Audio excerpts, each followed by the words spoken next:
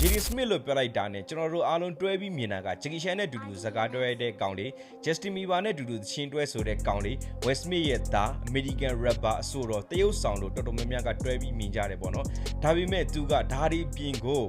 idea အလန်းစားကြီးနဲ့ entrepreneur တယောက်လို့ပြောရင်လည်းရပါသေးတယ်ဆိုတော့ကျွန်တော်တို့ဒီနေ့သူ့ရဲ့ entrepreneur life အကြောင်းပြောကြတာပေါ့ Jaden Smith ကဘယ်လိုမျိုး entrepreneur မျိုးစားလဲဆိုလို့ရှိရင် water entrepreneur ပါသူ့ဘာလို့ water entrepreneur လို့ပြောလဲဆိုလို့ရှိရင်သူက just water ဆိုတဲ့ဒီရေပေါ့နော် water brand တစ်ခုကိုစုံတီထွင်ထားတဲ့သူဖြစ်လို့ပါဒီလိုမျိုးသူစုံတီထွင်ထားတဲ့ water brand မှာတခြား water brand တွေနဲ့မတူတဲ့တမှုထူးခြားကွဲပြားတဲ့အရာတွေအများကြီးရှိနေပါတယ်ဘယ်လိုမျိုးတမှုထူးခြားနေလဲဆိုတော့သူကသဘာဝပတ်ဝန်းကျင်ကိုအလေးထားပြီးထုတ်လုပ်တာကဘာမြေကြီးကို view site တာ ecosystem restoration တွေပြန်လုပ်တာ recycle ပြန်လုပ်လို့ရတာစတာတွေကိုအထူးအလေးပေးပြီးထုတ်လုပ်ထားတဲ့ brand တစ်ခုဖြစ်လို့ပါဒီလိုမျိုး Jaden Smith ရဲ့ထူးခြားတဲ့အတွေးခေါ်တွေကြောင့်ပဲဒီ Just Water brand ကလူငယ်လူရဲ့ဂျားတွေမှာတော်တော်လေးကိုနာမည်ကြီးနေရပြီးတော့လူကြိုက်များတဲ့ brand တစ်ခုလည်းဖြစ်ပါတယ် Just Water ကို production လုပ်ဖို့အတွက်ရေအရင်းမြစ်ကိုရယူတဲ့အခါမှာလည်း American နိုင်ငံ New York ပြည်နယ်ပေါ့နော် Grand Forks မှာရှိတဲ့တဘာဝစိတ်ဆန်းရေကိုအဓိကထားပြီးယူပါတယ်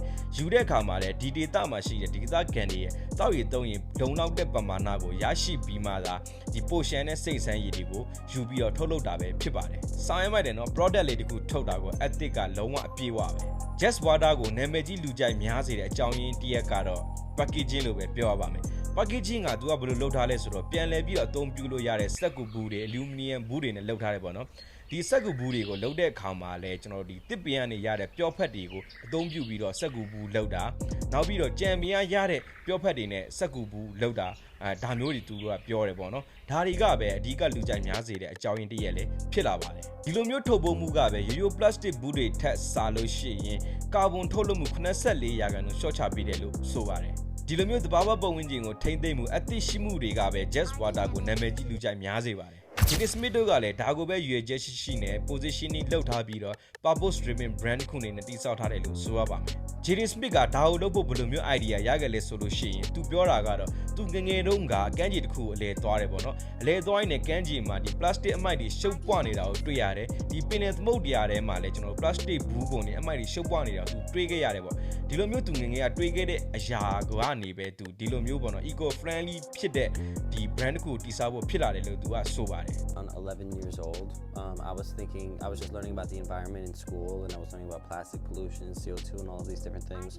And I really wanted to do something about it and really have an impact. သူရခဲ့တဲ့ idea ကြီးကကျွန်တော်တို့ကဆောင်းရမိုက်တယ်လို့ပြောမှာပေါ့နော်ဒီသဘာဝပတ်ဝန်းကျင်အတွက်ကောလူတွေအတွက်ကောအကျိုးရှိရလို့တခုသူလုပ်တယ်ဆိုတော့နောက်ပြီးတော့သူဆိုတဲ့ show တွေဆိုလို့ရှိရင်လည်းဒီ Just Water ကိုအရှိမချပြီးတောက်ပြလေးရှိတယ်ပေါ့နော်ဒါကလည်းကျွန်တော်ဒီ pocket channel ပေါင်းဆက်တဲ့သူ့ရဲ့ကြော်ညာမှုတစ်ခုလို့ပဲပြောရမှာပေါ့Just Water ကလူမှုရေးနဲ့သဘာဝပတ်ဝန်းကျင်ဆိုင်ရာထိန်းသိမ်းမှုစံနှုန်းတွေပွင့်လင်းမြင်သာမှုနဲ့ကျွန်တော်တို့တာဝန်ယူတာဝန်သိမှုတွေနောက်ပြီးတော့အသစ်ရှိတယ်ဆိုတဲ့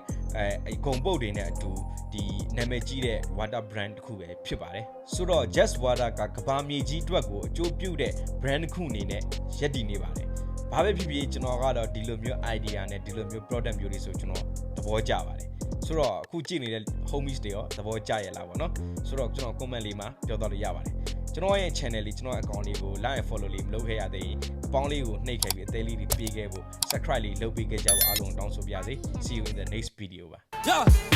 Whoa. What you call an icon living? Start a record label, Misfits just did it. Whoa.